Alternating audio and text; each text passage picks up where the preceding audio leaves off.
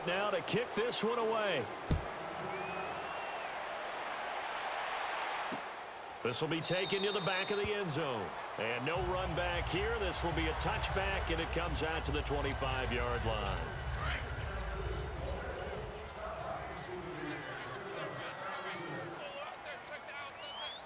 All right, here we go.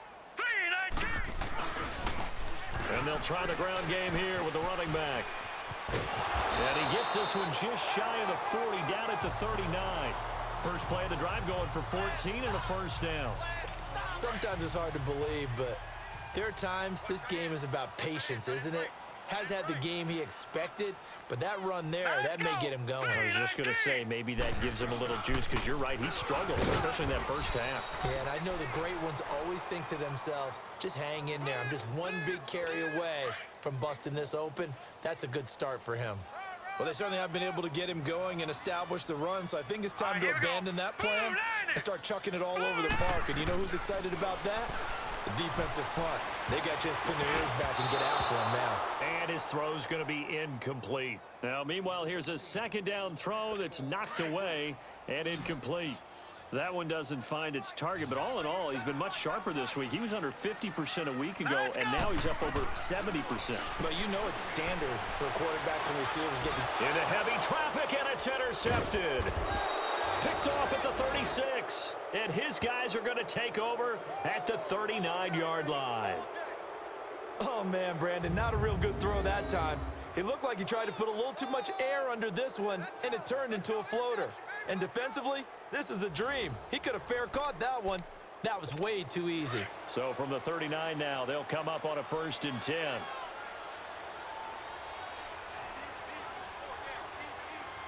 Hurry up, here we go. And they'll run it here. And now running right through it. And he'll be taken down, but not before he gets into enemy territory. First down yardage on the first play of the drive, 14 yards. And that's the big fella's MO right there. Running through tackles, keeping the sticks moving forward. This defense, if you don't bring 11 guys to the ball to try and get him on the ground, he's going to keep making runs like that. I feel the press box shaking every time he touches the rock. And another mistake here defensively as a flag is down on the tackle, and that's going to tack on 15 more. Face mask. Defense. So that flag will cost him 15. And it doesn't matter anymore how you get the face mask. Any part of it, that's going to be 15 yards. So the yellow flag came out, and that leads to a new set of downs for this offense. 1st and 10. Open space inside the 10. It's a really nice 15-yard pickup, and now it's 1st and goal. Yeah, another good run there. He's been such a big part of their success here this afternoon. And that last carry, it puts him over 100 yards now for the day.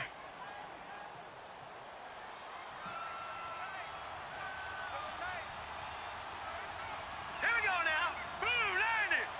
Boo, 90. Now back to throw. His pass caught at the 4. And he's in. Touchdown, Steelers.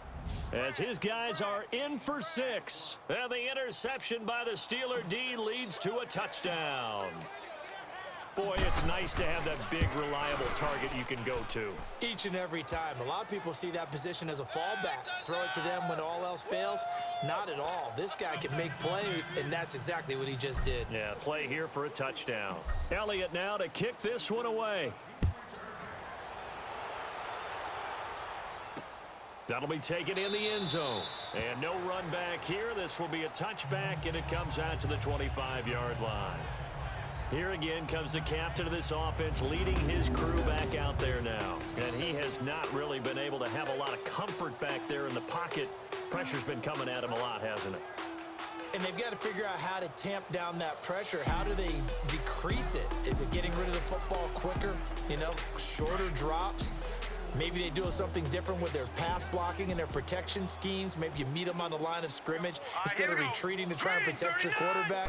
They've got to figure something out, though, because you cannot let your guy get hit that much, not if you intend to win. Yeah, I know they'd like to erase that video and those 4 sacks that they've seen so far. I think it's pretty evident we can say what a difference a week makes. Last week, He ran pretty much wild, didn't he? Did pretty much what he wanted to do. But this one, they stopped him cold. That, to me, that's good scouting and even better execution. Yeah, and they stopped him behind the line right there. They obviously watched the tape a few times and made some adjustments.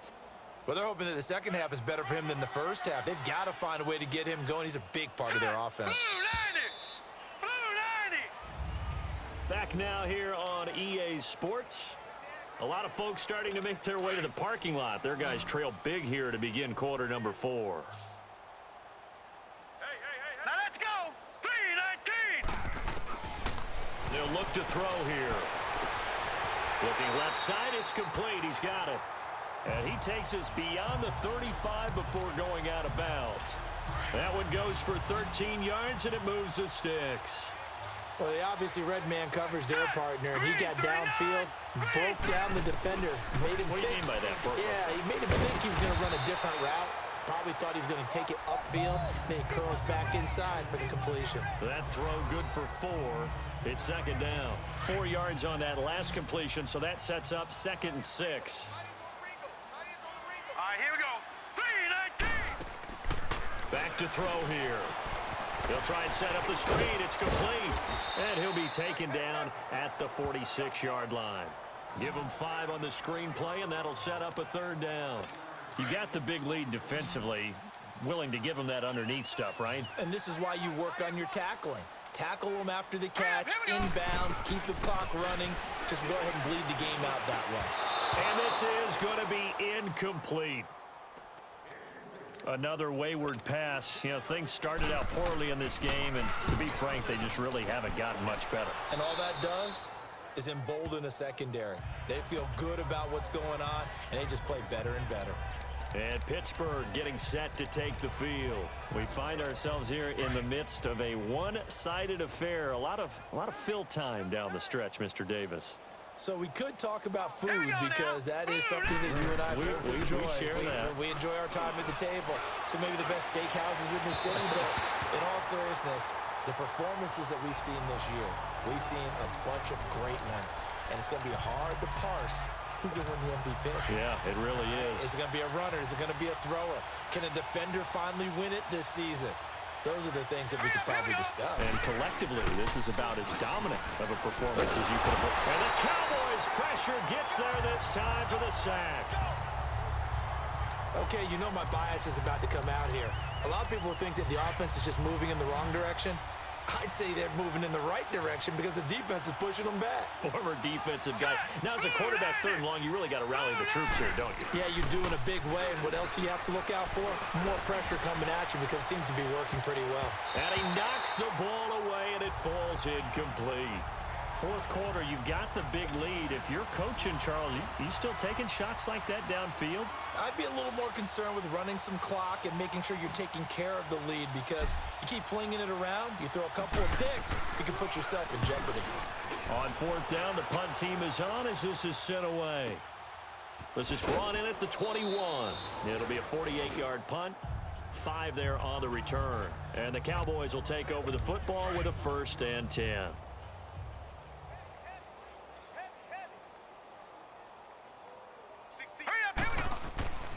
They'll come out throwing here to start the drive. And he's got him. Got his man on the end route. Complete. And they're able to get this one across the 35. A gain of 11 to kick off the drive, and it's a quick 1st down. Offense for them has been at a premium. You wonder where plays like that have been all game long. They're thinking the exact same thing themselves, but they're also looking forward now. Pressure from his right, and he goes down hard, flat on his back. We've been around this league for a while, and many coaches never pull their starting quarterback, almost no matter the situation. In this case, though, I think he's got to make a decision. He's taking a pretty good beating out there. Yeah, and with the deficit, maybe not wanting to risk an injury. Green 39!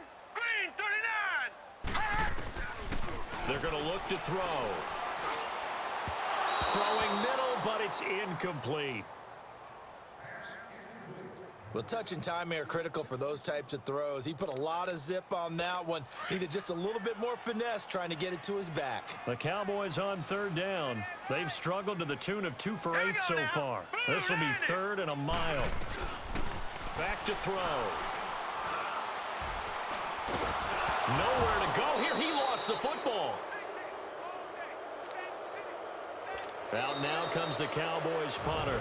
Time for a break. Standing just about on his own goal line. Back to finish it off on EA Sports after this. Out now comes the Cowboys punter as he's on for the 5th time here today. And taken right at the 35. An excellent return that time, 26 yards. And this offense, they're going to have excellent field position. They take over with a 1st and 10 on the short side of the field. And Pittsburgh getting set to take the field. And this game comfortably in hand. The scoreboard speaks for itself, but you still got your starting quarterback out there. When do you go to the backup, let him get some time? And that's one of the great questions in the NFL, Brandon, because I'm just going to tell you, in the 2015 season, I commentated on 3 games in a row that were blowouts.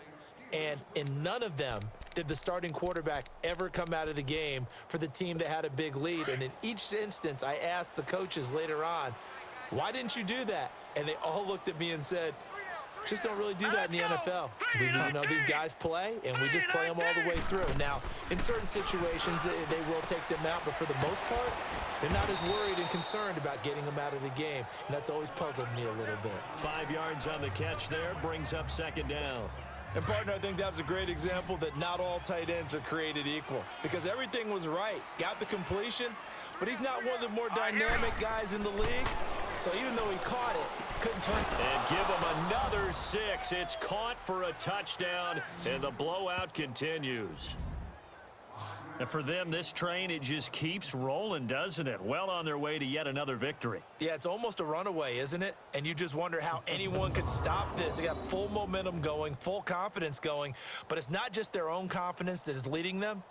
It's the lack of confidence against their opponents now because they see them coming and think, we've got no shot to beat this team. Elliott now to add the extra point.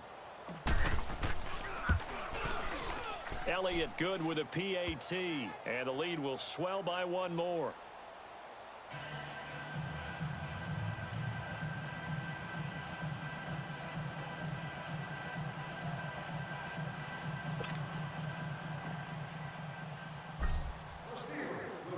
Elliott now to kick this one away.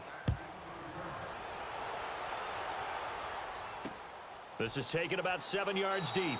And no run back here. This will be a touchback, and it comes out to the 25-yard line.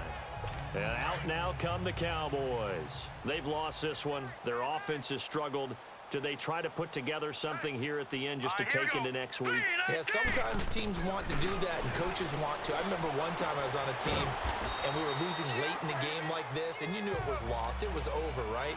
And the coach called a running play and pretty much said to everyone, I want to see something executed well before we get out of here.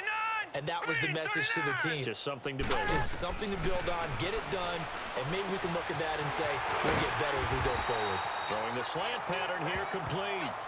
When they go with a slant that time, 15 yards at a 1st down. You can see the time and effort and thought that they put into their passing game because it was evident right there. It looks like a simple pitch and catch, but you and I both know that they have planned for this and worked hard to make it happen. And he's going to bull his way forward to the 48.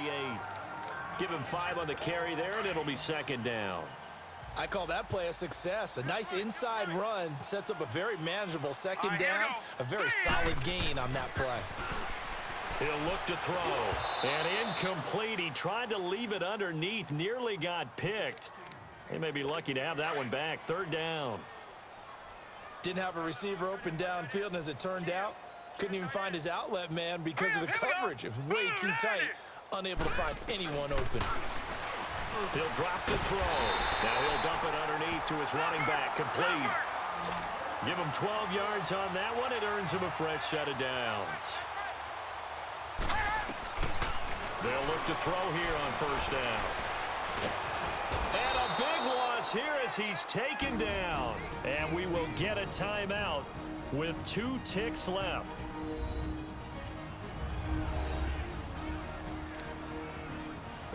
Now this one from about 2 counties over after the sack. They come up on a 2nd and very long. Set! Blue 90! One final shot. They'll look to throw. And that will be incomplete. as time has run out on this football game. Well, Charles, it's great to win at home in the NFL. When you win on the road, it's a little extra special, isn't it? It is, because let's face it, in most cases, you're not expected to go on the road and win in the National Football League. It just doesn't usually compute. So to get out there, get that done, and then head back to your city with one in the victory column, oh, that's a fantastic feeling. So for Pittsburgh, the perfect season remains intact as they move to 11-0 on the year. And they'll get a few extra days to savor this one before they take on the Oakland Raiders. Meanwhile, for Dallas, it's loss number 5.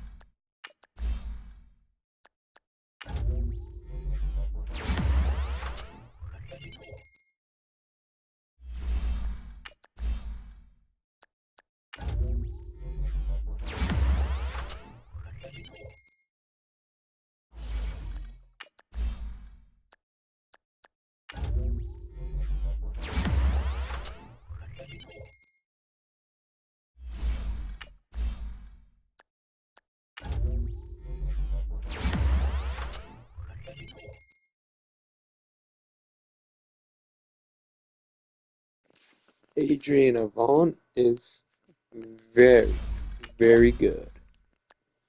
Rookie year, and he's already 89 overall. I think I found Kendrick Forrest's replacement.